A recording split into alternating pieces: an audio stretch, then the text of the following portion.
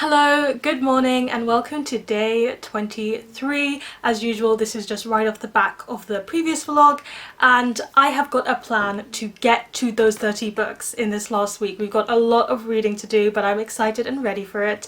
And you know, I'm not as behind as I've ever been. The first time I did this challenge, I had to read 3 books on the 30th to make the challenge complete. And one of those books was A Court of Mist and Fury, so we're still gonna do this.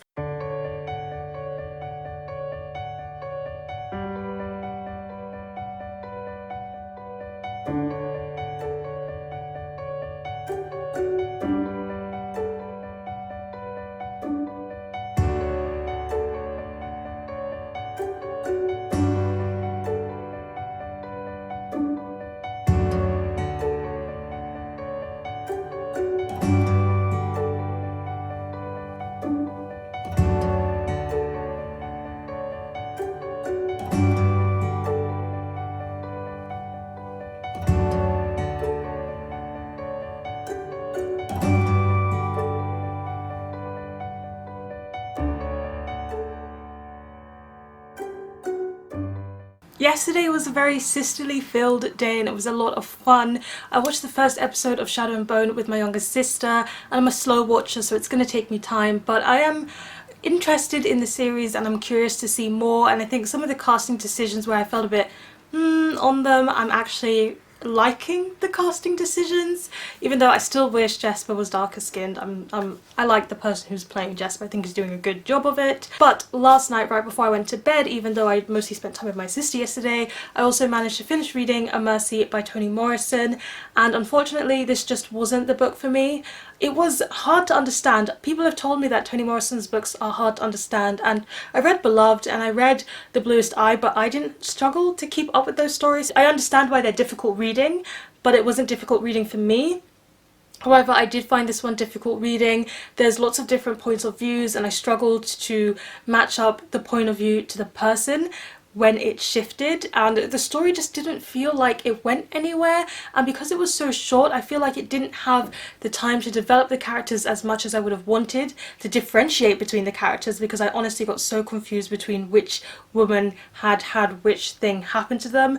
And also I feel like it didn't have enough time to sink as deep into some of the themes that it could have to its full potential. So even though I will still say like I like Toni Morrison books, I think of the 3 that I've read, this is my least favourite and it's not particularly one that I would recommend to people. This morning I also read up until halfway through Love is a Revolution by Renee Watson, and I've given a synopsis of this one in a previous vlog, so I'm not going to do it again.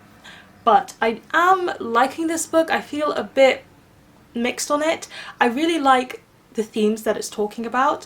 I think it's doing a good job talking about activism, but also critiquing activism. I feel like we don't see enough critique of the activist community sometimes, simply because they're doing good work overall more often than not, so therefore we want to support them rather than critique them. But there are some elements of this that's critiquing activism culture as well as supporting activism culture, and I think having a discussion on that in a book is very interesting and impressive, and especially as it's a young adult book, so it's gearing towards young adults, whether they want to do this or not, or how they can do this and still balance the rest of their lives. It's got a complex family dynamic in it. I'm always here for reading about complex families and I'm really liking that. I will say that I'm not a big fan of the main character.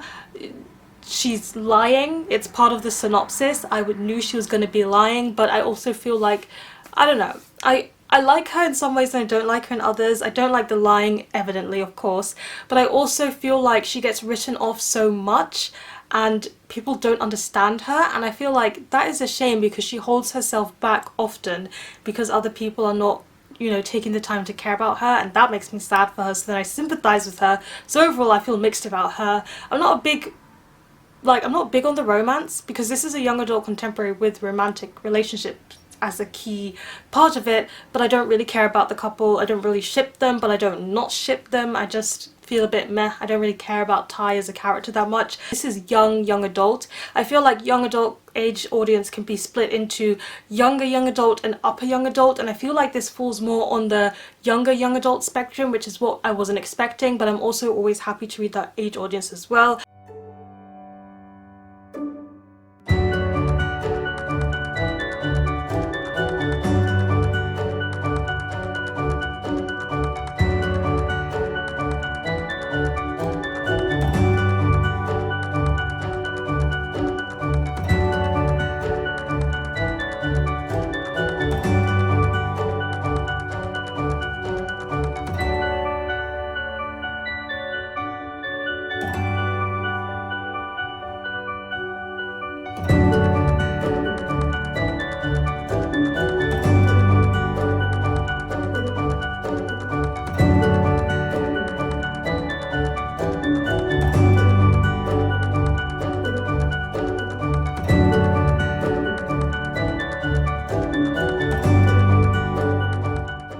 because I finished some books. We're on day 25. I don't think I've been telling you the day lately.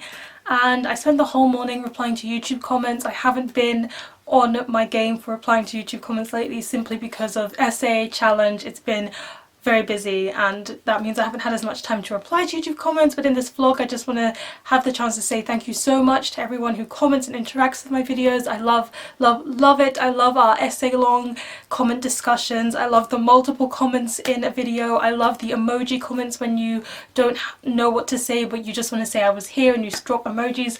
I love it all and I just want to say I really appreciate you, and it was so great to just reply to all of those comments and have some discussions. Yesterday I actually read all through the day and I finished reading Love is a Revolution by Renee Watson, and I kind of sped ahead of my buddy read, which I shouldn't have done, but it was just so good. Every single time I read a black joy book it almost surprises me that I enjoy it, but when I see a black female character coming into her own it just always gets to me. I know in the beginning I said I didn't like our main character, but she definitely grew on me further into the story that we got, and she learns so many important life lessons over the course of this book and develops so much from the beginning to the end that I couldn't help being incredibly proud of her. I was also happy to see where the discussions went with trust, with the activism discussion, but also with self-love and importance of self. I don't know how to explain that better, but also like living for yourself, choosing your future for yourself, all of these things that are very much important.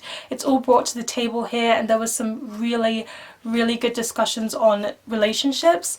And I also think where the romantic relationship went, in the beginning I had no cares about it whatsoever, as you could see, but by the end of the book I really liked what they did with the romantic storyline. I think it was refreshing, but I also think it's a very important lesson that a lot of people need to learn when it comes to romance, whether they are teenagers or adults alike, and it struck me, that storyline. I loved it, and I really liked the family dynamics and how all of that ended out. What didn't I like about this book? I would only say the beginning. I think it gets off to a rocky start, but it has to be the way that it is for the development to happen that is going to happen. This afternoon I spent it ironing and I finished listening to The Confession by Jessie Burton, and I really did enjoy listening to this one. I'm not going to give a synopsis because I did before, but one thing I will say is that I think the audiobook narration for this one was really good. I listened to this on Script, link down below if you want free 60 days and you help me out because I get free days as well.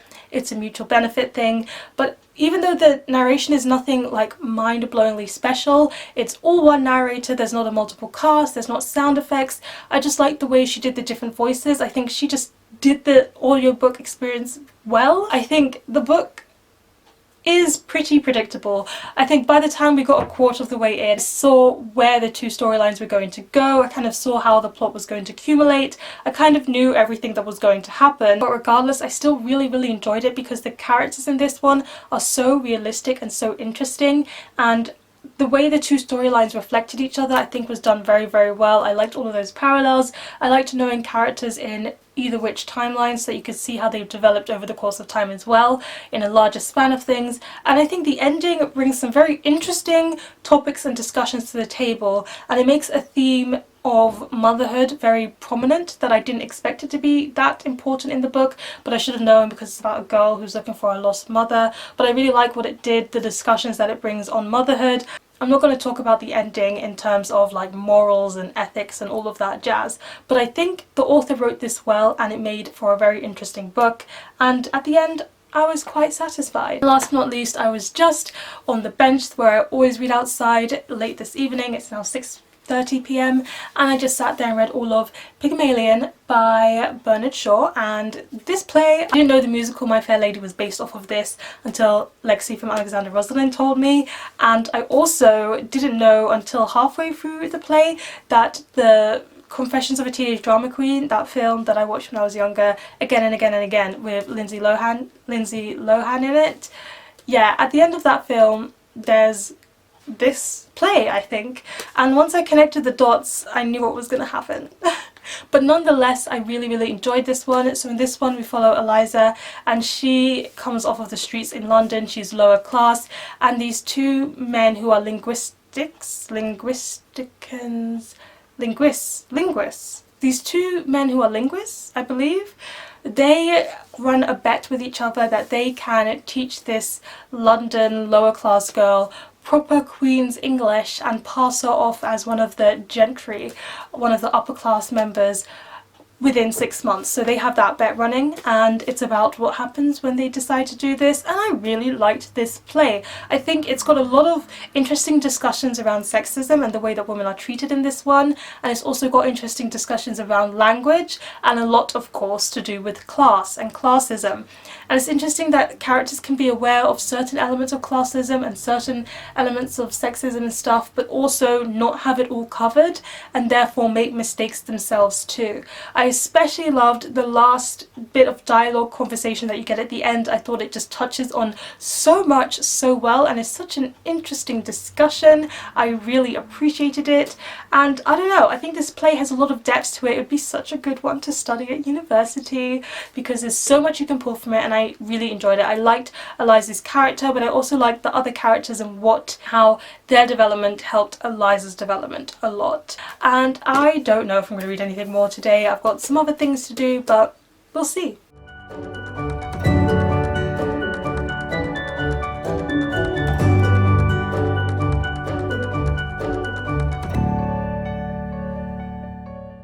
Just been doing some reading. It's day 26 and I raced my way through The Creature Keeper by Damaris Young, and this is a book that I got in a Tales by Mail book subscription box, which is a middle grade book subscription box, and that's why I didn't particularly choose this one for myself.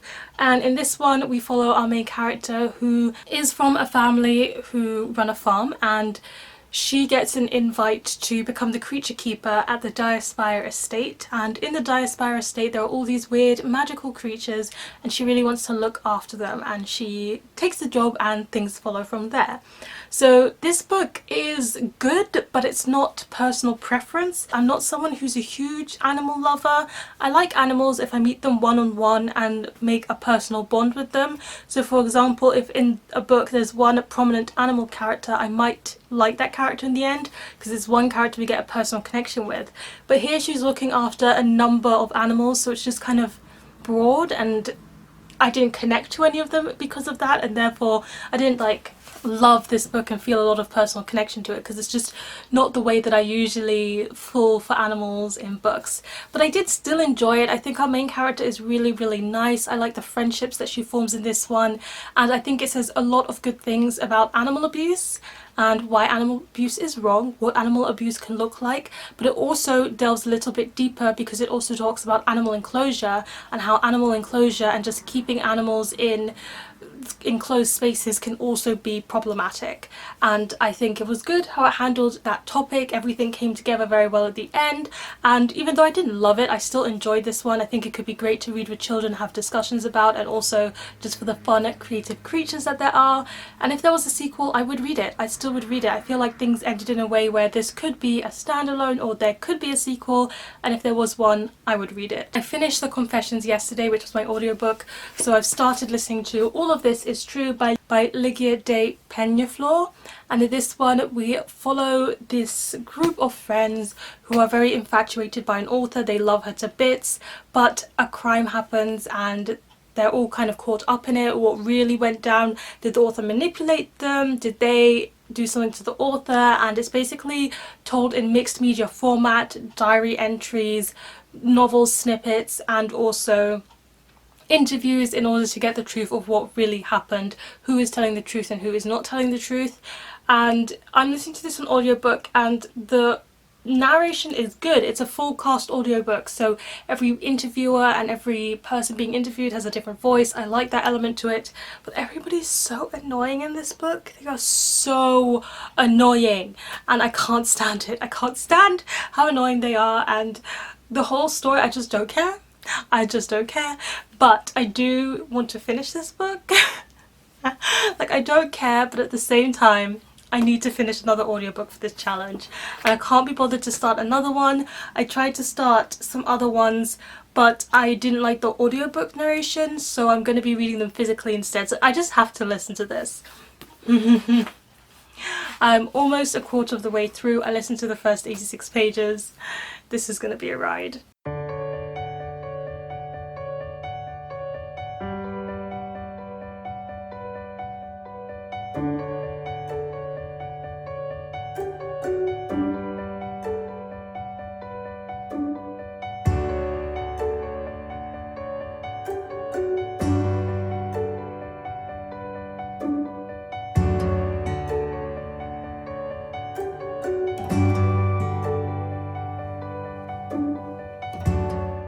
Hello, so I'm here to give you a bit of a reading update. I just finished reading outside for an hour and a half and I found a new bench because the bench that I usually go to was occupied by a spider, and I actually like this new bench more. It's in a bit of a more secluded space, so less people are coming by, and there's no tree overhead, which means there's less chance of being pooped on by birds. That has happened twice this year so far. I read 3/5, yes I did the maths, 3/5 of The Deep Blue Between by Ayesha, Harruna, Attah, and this one follows these two African black twins and their village is attacked and they get separated. One of them gets sold as a slave in Gold Coast, and the other one gets taken away and she ends up in Brazil. So they're separated, but they have these dreams of water that they both share, their shared dreams, and it's about them trying to find each other. So far I'm just finding this one okay. I don't think it's going to be one that I absolutely love. I'm not feeling very connected to the storyline and what's happening, and I'm not feeling very connected to the characters either. While they are having things happen to them as they go about their everyday lives, I'm not that interested. So I'm just finding this one mediocre. I've got 100 pages left, and in between doing some applications I will keep reading bit by bit. And as well as that, last night while I was ironing I listened to 3/4 of All of This Is True, and this one in a direction I didn't quite expect. I feel like it's tackling some themes that are hitting quite close to home. I don't want to say the author's name. If you read LGBT plus new adult romance, you'll know about a scandal that happened with an author a few years ago now. Wow, and I used to be a big fan of his writing, but it turned out that he was a horrible person and he was doing horrible things as an author. This storyline pretty much follows that. I was a big fan of this author. I really considered him one of my favourite authors. So reading this is a bit painful because it's like, wow, I definitely have felt the effects of this before as a reader. But at the same time, the characters are still so annoying. So you kind of have to see past the annoying characters and the annoying audiobook voices, which are doing a good job because they're supposed to be annoying people. You have to see past all of that to be able to appreciate the complexity of the storyline. But even saying that, even as I appreciate what the storyline is bringing up and I appreciate what the book is discussing, I don't like the book. I just want this storyline but written very differently with different characters in a way that will interest me more. I revamped my CV today and tomorrow I'm going to finish writing my essay, so lots of work being done. Hello, I just finished filming my May TBR, which is why I look very put together. But I wanted to let you know that last night I couldn't sleep, so I finished reading The Deep Blue Between, and overall I just feel very lukewarm and indifferent about this book. I feel like I didn't like the ending. I think it did a very good job dealing with the themes of religion and different people having different religions, and even, you know, different family members having different religions, and I think that was all very interesting, and I liked how it was touching on different themes of slavery, of colonization, but those were all background themes and it wasn't the main point of the story. You could just see them happening in the background, so it didn't really affect me all that much. And then the storyline with the sisters and the twins, I just didn't like where it went in the end and what it said about family bonds, family relationships and family responsibility as well as independence. I didn't like how those two things came together. And because I didn't like that, I don't think I particularly liked the ending, and also there was a moment that I expected to be more climactic than it was and it felt quite a bit underwhelming. So overall this wasn't a good book, but it wasn't a bad book. It didn't do anything wrong per se, but it didn't do anything particularly amazing that held my interest. I feel like this is the most middle of the road I have felt about a book in a very long time. I just have no strong emotions whatsoever. And then this morning I was reading downstairs and I started reading Before the Coffee Gets Cold by Toshikazu Kawaguchi, and I'm really enjoying this. So this one is about this cafe where you can travel back in time if you go there, and you have to sit in a particular seat and you can go back in time, but you have to return before the coffee gets cold. And there are some other rules as well that you can discover when you read this book for yourself. I'm halfway through, it's only 200 pages long, but I really like the way that we're following different travel in time experiences, but while it's like the first story goes first, then the next story, it kind of interweaves the stories a bit more than you'd expect. So far I've read about 2 stories, and the first, I put 3 fingers up, I meant 2. I've read 2 stories so far, and the first one I didn't connect to that much. I wasn't very invested, but I just read past it and got to the second one, and this one is pulling on my emotional heartstrings. And I like how it does quiet, unexpected things. Just muted, quiet, unexpected things. I don't think there's going to be a brilliant plot twist in this one, but if you're a character-driven reader who likes calm, sweet, neutral stories, you might enjoy this one. I'm gonna keep reading this after I do a bit of that work on the essay I'm planning to finish today.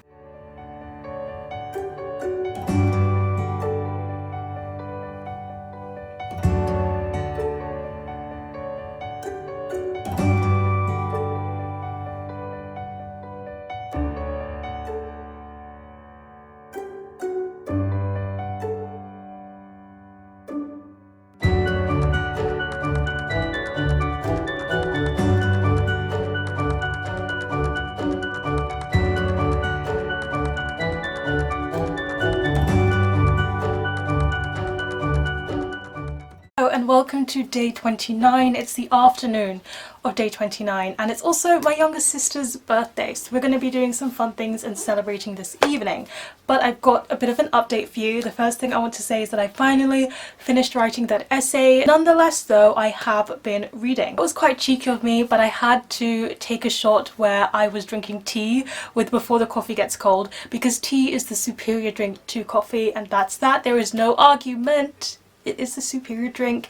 But either which way, I did finish reading Before the Coffee Gets Cold, and I really liked this. I really liked the end message, how it all came together. I found it beautiful and heartwarming, and just such a really touching message. The whole thing is set in this coffee shop essentially, but it does that setting so well. And while I didn't connect to the first short story, it's a bit of a shame because you have to get through that first short story, which I don't think is most wonderful, to get to the 3 other stories that were beautifully, wonderful and perfectly done. Beautiful character development and beautiful portrayal of real human relationships and family relationships, friendships and romantic relationships that are a bit different from the usual romance that we get to see. Really love this, and I'll definitely be reading the sequel. I know there's a 3rd book that needs to be translated and isn't out yet, but I also just wanted to say, look at this author photo. Have you seen a happier author photo? He looks so happy to be there, and that's what I want. If I ever get an author photo taken, I just want to look incredibly happy like Kawaguchi does here. As I was writing my essay, I take palette cleanser breaks, and one of my palette cleanser breaks was starting The Good Immigrant, and this is an essay collection that is told by immigrants who live in the United Kingdom. We've got black writers here, we've got East Asian, South Asian writers here, and they're just talking about their experiences growing up in Britain, or with racism in Britain, or being female in Britain, and I'm learning so much. I am about 1/3 of the way through, and with every single essay that I read, I learn something new, or I learn about a different experience, and I truly, absolutely and completely appreciate that. Also did some ironing and finished listening to All of This Is True, and I feel very conflicted about this book. I found the characters incredibly annoying, as I said before. Like, the whole thing is layered with annoyance, but if you can see past that annoyance, I think it does tell a very important and layered story about something that has truly happened and could happen again potentially, but also about how people react to this information. I thought was really interesting. I was able to see the directions that the plot was going to go in, and it really dug deep into some moral and ethical questions, and I didn't expect it to address that element of the storyline so much, but it really did, and it's one that will leave you thinking, and what you think of the end will definitely leave you thinking. So I don't think I have a solid opinion on the storyline yet. Maybe that's for my wrap up when I think a bit more, but I can't say I liked this, I can't say I didn't like it, I just was able to relate to lots of elements of it. What I'm going to do is, I think I'm going to do some yoga, just some quiet, calm yoga. I'm feeling a bit tired and worn out. I've just been doing all of this academic work and then thinking about job applications and trying to get some reading done in between. It's been quite a bit. But yeah, tonight for celebrating, we've got presents for Simone. We're having Indian takeout once again. You've seen it earlier this this month, and we are probably going to watch a film. I'm going to do some ironing before then. I'm going to iron and start listening to an audiobook by Sara Bareilles, and she is an artist who I don't particularly listen to a lot of, but I've got a few of her songs that I did listen to her when I was younger, and it's a very short audiobook. It's 4 hours long. I listen on 2x speed. It's 2 hours, so I just want to keep reading The Good Immigrant and finish reading that audiobook today, and I think I'll just call it in.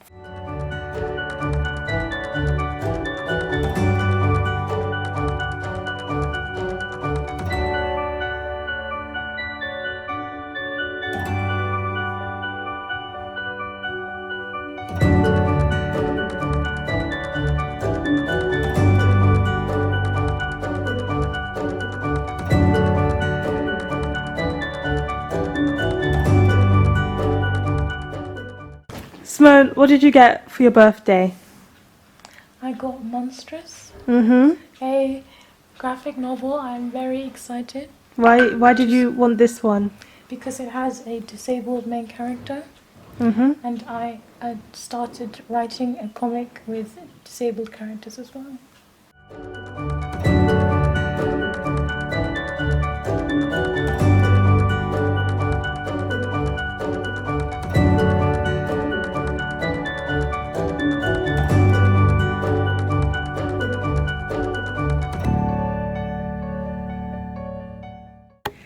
Hello! So, to surprise Simone for her birthday, we've taken a little time to be in a bungalow in Zeeland. So, we've surprised her, and we're here, we drove here, and I'll give you a reading update soon because this is the 30th and the final day of the reading challenge. And you know that I can either read 2 books or I can read 1 book and use the Binti short story, which I think is a bit of a cop-out, so I'm going to try and do 2 books, but I'll give you a bit of a reading update in a second. First of all, we're going to do, what do we always do first, Simone? Unpack? No. What? We give a tour of the... I'll give a tour of the house. This is the living room. We've got 2 sofas, we've got a Simone, we've got a dining room table, another sofa, a TV. Okay, I'm going to use my normal accent again. I don't know what just happened there. Simone, you've got something to say to the people? Okay, cute smile. Moving on. Moving on. Mummy's going to open the door to the bathroom. There we go. You love to see a bathroom in a home tour, don't you? She's cleaning all the handles because, you know, COVID. This room. Go on, Mums. This is the room that I shall be sleeping in. Mum's put my sofa right by my bed because she knows me quite well. Sofa, your suitcase. Where am I gonna be? Oh, she put my suitcase right by my bed because that is where I would want to sleep. Where am I going to be sleeping on too? And there's another bed and another bed. Yes. And then here is our kitchen area. You can see right through to the living room. How gezellig. Whoa, kitchen. Simone and Mum are back there again. And last but not least, we have the storage space where we will be putting Simone to sleep. No, we're joking. And this is what the outside looks like.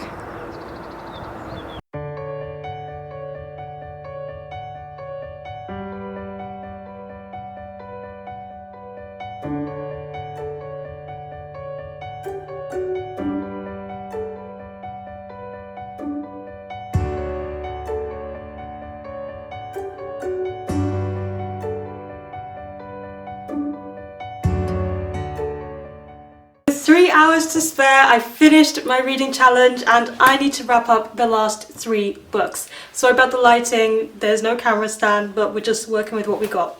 So the book that I finished yesterday was an audiobook of Sounds Like Me, and I really enjoyed the audiobook. I'm not the biggest fan of her music, but she was just so open and she was so honest in that audiobook, and it was really nice because it was sung by her as well as narrated by her, and everything came together so well. And she's really been through such a big self-development journey, and I really appreciated bringing us through the highs and lows of that, and I just say it was a really nice thing to listen to.